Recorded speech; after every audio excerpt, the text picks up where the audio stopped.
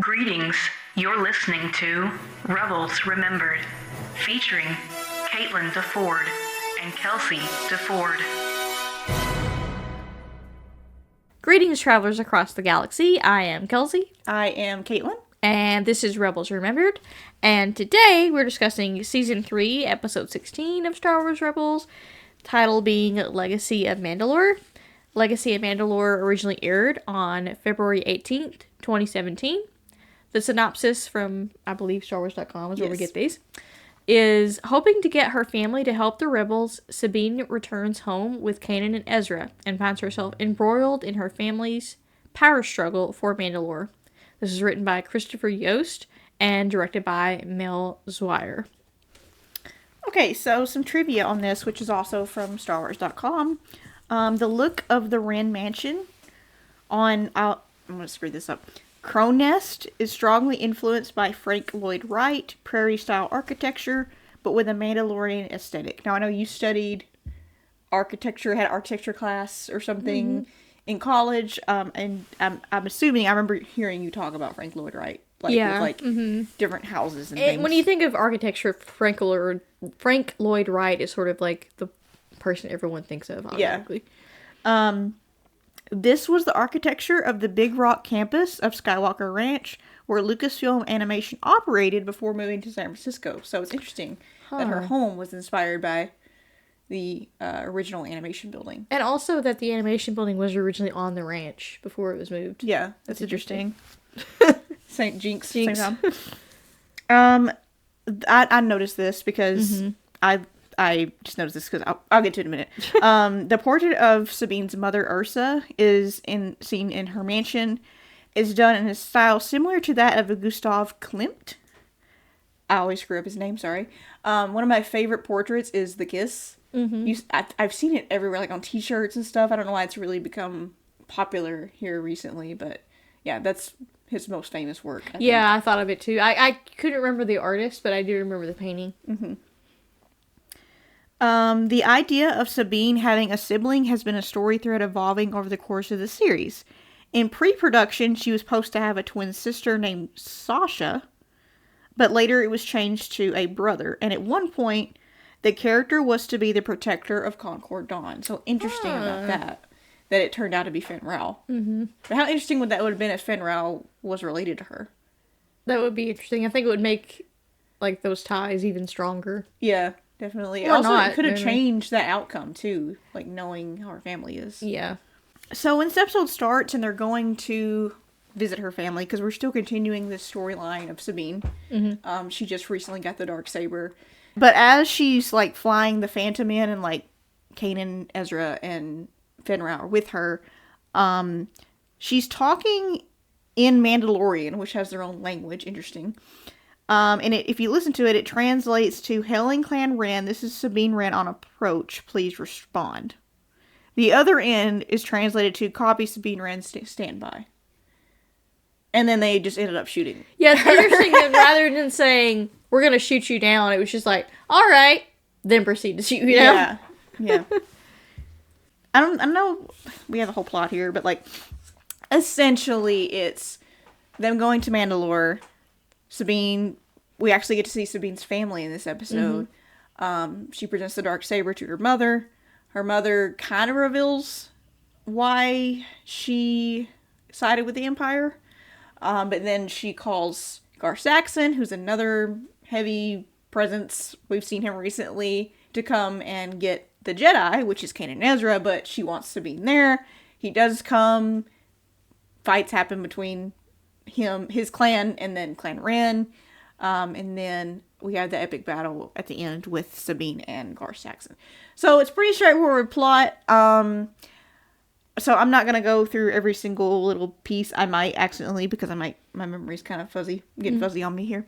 But I thought it was interesting, the environment of this planet. It's interesting that it's almost a wintry. I don't know if Mandalore has seasons. I'm wondering if it's just the season there, because I know they go back to Mandalore. I just don't know if it's Crow's Nest? Yeah. I don't know if it's this spot or somewhere else. Or is it Mandalore, or is it just a different Is it a moon of Mandalore? I don't know. I should have done more research on Crow Nest before we started. But anyway, my point I'm trying to make is the animation of this ship as she's flying it in there and they shoot her down essentially, and she's like, brace for impact, and the way the camera is showing like basically it descending, its descent, I thought was really cool. But also we've never really seen a snowy besides the Callus and Zeb episode where they're stuck on the moon, but yeah, like this is actually like winter evergreen trees was interesting to me. I kind of got reminded of if Endor was snowy. In Return of the Jedi, that's because there's a lot of those trees, but these don't, like, I think you're right, these don't look like redwoods. They look like, I mean, if we're assuming this is a totally different tree, right? Yeah. This space world, but it's Earth it equivalent. looks similar to the Earth equivalent. Yeah, they're an alien equivalent. It looks like the Earth equivalent of an evergreen tree. Yeah. Yeah, and I like the animation in this. The fight sequence between Sabine and Gar Saxon on the frozen lake. Yes.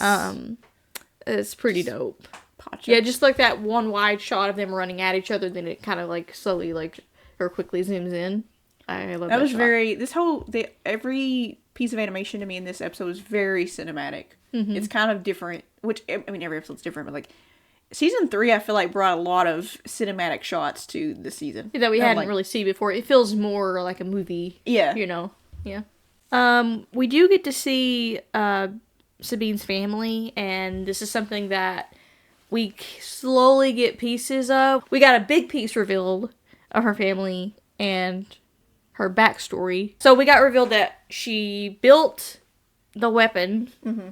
Now we still don't get why she was involved with the Empire to start with. I mean, was Clan Wren always with the Empire? I mean, really the only piece we got, I think I mentioned this in our rewatch of it, is to that line in season 1 where she's like, I followed the Empire blindly, so maybe she actually kind of believed in them until she realized, maybe it's like a callous thing, or realized, oh no, you're doing some stuff that's not right. So she basically, but she built the weapon that basically disables the Mandalorian armor, and it's made out of material. We could go all into that, but I'm not going to right now. We'll come back to it in season 4, actually. Yes, so we'll come back to it. And so we get this reveal that her parents did not side with her when she left. And while I don't agree with Ursa's stance in this episode, because Mandalore is so heavily an honor warrior culture, it makes sense when she says, well, you just ran off, and so it just made us look like we're just a bunch of traitors. But I'm like, honey, ma'am, excuse me, I want to say honey, ma'am. Weren't you affiliated with Death Watch at one point? Yeah. So you already were suspected anyway. Well, it's interesting. Sabine's mother, she's definitely a presence. I mean, when she first appears and Sabine presents her with a darksaber, she's kind of shocked by it. Then she goes right back to, well, did you win it in combat? Then you don't deserve to wield it. And that was kind of like, for us, going, we just met this lady. And she's already, I think Sabine calls her out on it. Like, you're putting customs and politics above your own family. But also, I kept getting mixed signals with her, because first it was, well, I had to side with the Empire. What choice did we have? That's kind of what she tells Sabine in that little moment they share. But then she goes into, no, I'm glad you left because you were safer that way. Mm-hmm. So which is it? She kept kind of flip-flopping, but also then you throw in Sabine's dad is in prison. Yeah. I don't know if that's revealed later why he's there. I can't remember. And then you also have Tristan thrown in the mix, her brother, who is now working with the Empire, and he's working with Gar Saxon. Which, again, not having basically any choice, his mother probably just decided, hey, you need to do this because it'll give us some cred, you know. Yeah. It'll give us some of our honor back, even if you're doing horrible, horrible things. Yeah. But I did feel, we didn't go a lot into Tristan's background, but I do feel there was some level of resentment there. Yeah. Like, if you hadn't left, I wouldn't have had to do this. Yeah, you know. Yeah, that's a good point. I also like when they first meet Tristan and Ezra has that moment like, wait, she didn't tell me she had a brother. He's trying to break the ice, but he makes it worse. Which is, I mean, he does that, I feel like, multiple occasions. I feel like Ezra has his moments where he can be diplomatic, but most of the time he just needs to not talk. Yeah, exactly. I think Kanan tells him, like, less is more. Like, which means, shut up. They have guns. Button it, and they took our weapons. Yeah. Also, what did you think of, I had been so long since seeing this episode. What did you think of Fenn Rau, like, hiding? And Kanan's like, we'll need you later. Yeah. Yeah. That was interesting because I have only seen this episode, maybe I can count on one hand and haven't seen it. And I was like, what is he doing again? Is he gonna mess it up? Because he's so angry at Gar Saxon? Is he not seeing straight? And then it's revealed, no, he was just... Kanan and Ezra kind of knew this was going to go south, and they needed somebody to be there to get those weapons and have their back, essentially. So we got some Fenn Rau action going on in here. Mm-hmm. Like when he takes that guard out and flips him over. So again, we had this whole previous episode with Sabine and this Darksaber. And it's interesting to me that she gives it to her mother. Mm-hmm. So I don't know if she gave it to her as like, you take it because you're more worthy. Maybe take it because I'm not the one to lead us. Mm-hmm. Maybe. But I thought that was interesting that she gave it to her mother. Yeah. I think it's also just a matter of hate how we left things, hate that I ran away and everything. True. Peace offering. Yeah. I will say, I after meeting her family, I understood Sabine's hesitance to want to go into that again and essentially possibly put the rebellion in danger. Because again, her family is siding with the Empire. Yeah. And I think if Sabine hadn't been there, Ursa wouldn't have even had a second thought. Yeah, I'll call the Empire on both of you. Cause, that's true. Yeah. Oh, they were going here to get them... I remember now. They were going to recruit them for a mission, Sabine says, to help the rebellion. Mm-hmm. And I'm wondering if it's this Lothal mission that Hera was talking about. Yeah, and it's been hinted that this Lothal mission, I'm wondering if it's talking specifically about the attack on the TIE Defender factory. I think that's what they're alluding to. Okay. And they need numbers to pull that off, I guess. We do have this interesting thing, this level of, like, trust and sort of Sabine's family's own blindness at trusting Gar Saxon and trusting... Yeah. Well, he's a Mandalorian, right? He's on our side. He would have no reason to, like, double-cross us, even if he is working for the Empire. Not knowing that this guy's all about power. He doesn't care who's the head of it, who he has to portray to get power. But Sabine even tells them he wiped out the protectors. Yeah, and then they don't believe her. Tristan's like, well, Mom believes him. Why don't you believe him? And Ursa doesn't believe that he wiped out the protectors. And it's almost like they're trying to justify every time she says something. Like, well, maybe they, I'm just thinking out loud. Like, well, maybe the protectorates did something wrong. Or what were they doing, I just find it extremely sad that they're so willing to trust the Empire. Or not the Empire, because they don't like them either. Mm-hmm. If they're being honest with themselves. Yeah. But, like, so willing to trust Gar Saxon, but not your own daughter? Yeah. Just because she made a mistake? Yeah, there's that, too, is, Sabine has this thing about she has to constantly keep saying, I didn't know what I was building. Mm-hmm. I didn't know they were going to use that weapon against my people. Mm-hmm. And there's always that doubt there. Well, did you really, Which is so sad. Yeah, when Gar Saxon arrives, she gives him the Darksaber. I was so mad when that happened. I was like, what are you doing? But then he shows his true nature and now wants to get rid of Clan Wren. Mm-hmm. So, well, you're conspiring with the rebels, so...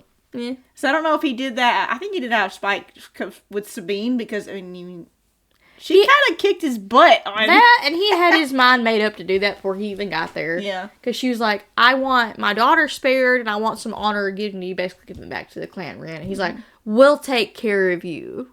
And, like, that means that he will take care of you. Like, we did. Yeah.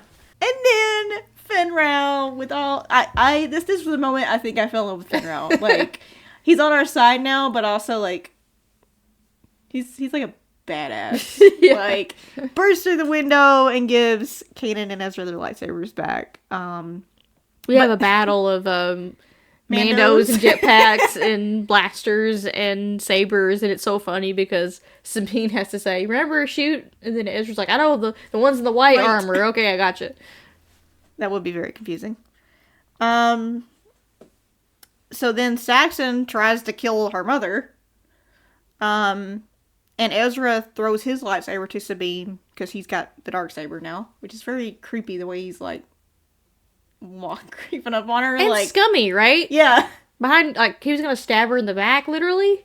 Yeah, dude, that's not honor. And their fight continues outside. And I love how it's interesting to meet, we'll talk about here when we get to our activity too. It's interesting to meet Sabine's family and compare it to her relationship with the Ghost Crew. So there's this moment where, as she's fighting Gar Saxon, Ezra wants to step in and help her. And her mother's like, no, it's against custom to do that, blah, blah, blah. And then Kanan's like, does that mean more to you than your own daughter? Mm. But also he has this interesting thing with her in her little throne room there where she says she's just a child or something. And then Kanan says something along the lines of, like, I think you're underestimating the woman she's become, which is something he had to grow from the previous episode. Yeah. Because he didn't want her to get hurt. Mm-hmm. So it's interesting seeing that dynamic, too. And also, when was the last time Ursa saw Sabine? How old was Sabine when the last time she saw her? That's a good point. Even if she's looking at her now, she's probably still seeing her as the child that she was when she left. Yeah. I also like how I think Sabine's jetpack is messed up when she lands on the ice. Yeah. And I think, don't we have Fenn kind of flying around before they're both on the ice? Yeah. There's this weird shot from his point of view where he slides past Sabine. Like, this really weird, interesting shot. Yeah, I did like that. It's like, okay, now we're on a level playing field. Which, yeah, as we see later with Gar Saxon, like, he doesn't fight fair. No, I mean, he just tried to stab his brother in the back, so, And the music in this episode is really good. We still have that sort of Sabine's theme playing. Yeah. And then the music that plays when she's fighting Gar. And just some good training by Kanan. And some good lightsaber combat by Sabine. Being able to remember those sequences when you've got not Kanan attacking you, but a guy that's prepared to kill you, And you could also tell that Gar is not trained with a blade. Yeah. The way there's a shot where he is just going, just like stabbing her with brute force at the snow, and I'm like, okay, you're not really holding it right, you're not really using it like you should, but this is a guy who has not been trained with a blade. Yeah. As far as I know. It's like, to him, it's just a symbol that it will get me more power. I don't have to learn how to use it. Yeah. Because I can just use brute force and underhanded tactics to get what I want. Mm-hmm.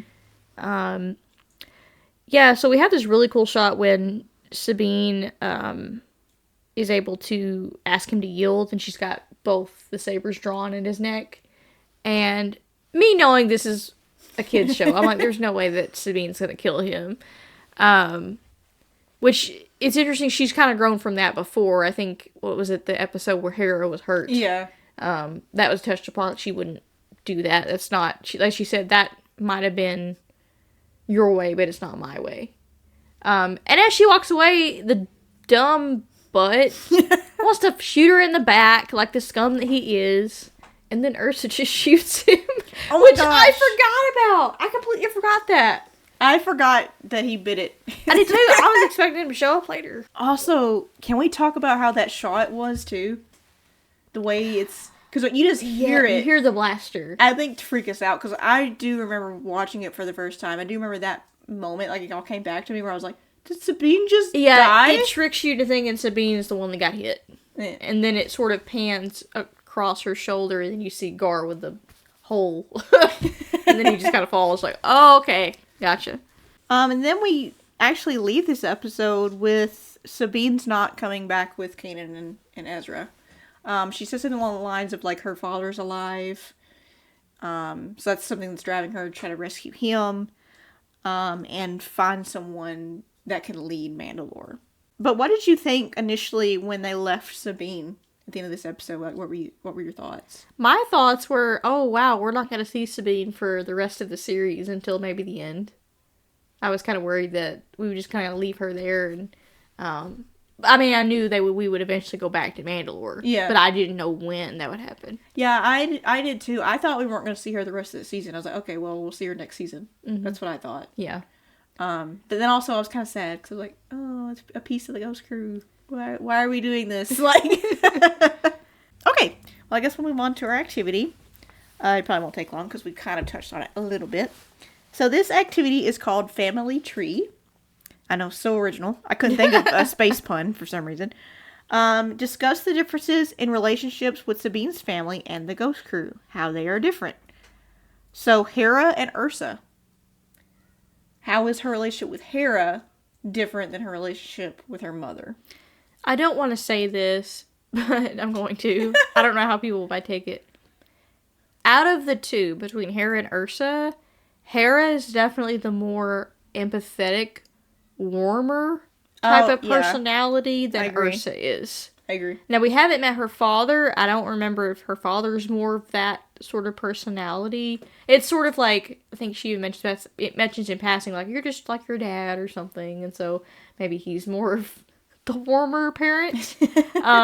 But all I can say is, like, when it was snowing, I'm like, I'm cold and you're cold. You're being just very cold to her. But also, I mean, she's willing to give up, even though we didn't like it, willing to give up 2 Jedi to save her daughter.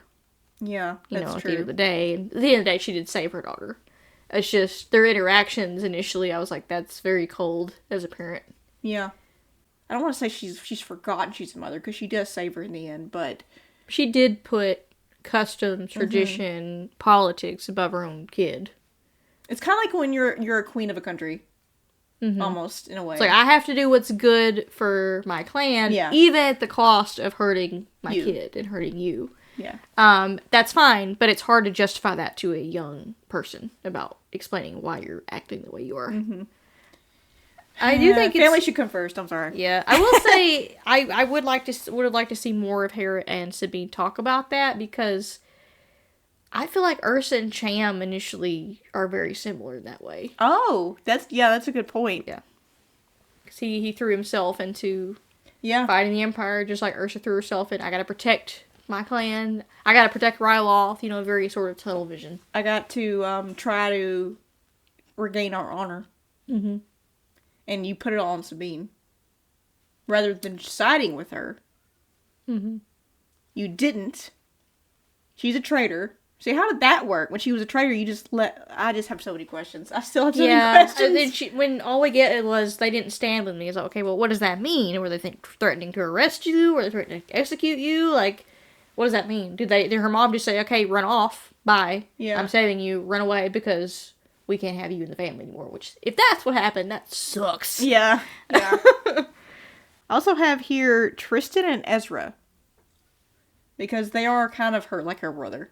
Well, we don't get to spend a whole lot of time with Tristan in this episode. When we do, it's obvious that he's got some issues, just like her mom. Yeah. With her. We do get to see them sort of like banter back and forth like a brother and sister do, which, as we know, Sabine and Ezra do that quite frequently as well. Yeah.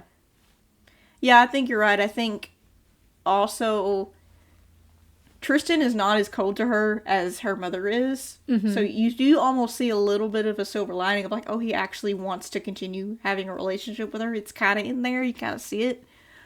But he is very, I think, in his own head, because it's like, I have to do this for my family and for my mother.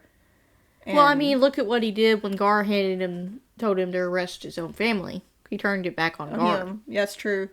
I don't know if Ursa, depending, if she was in the mindset if she was going to do that, she might, but I don't know. Yeah. She obviously didn't do that when Sabine was branded as a traitor. She sided with the Empire. Yeah. I feel like Tristan is also a lot more serious than Ezra is. Yeah, seems to be. I would have liked to see more of him being sort of the brother that banters with his sister, but given what happened and what he's had to do, I understand why he's being more serious about things. What did you rate this episode? I think I gave it a 7. It's still, I think, one of the solid episodes of the season, but for some reason, I couldn't remember it. I was so surprised that Gar bought it in the end. too. I was not. Like, how do I not remember this happening? There were a couple points where it's so exposition heavy. That's true, yeah. And so much talking. Like, yeah.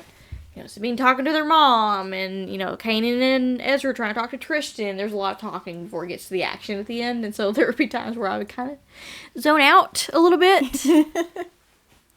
Yeah, I agree. I gave it a 7 as well. Okay. So.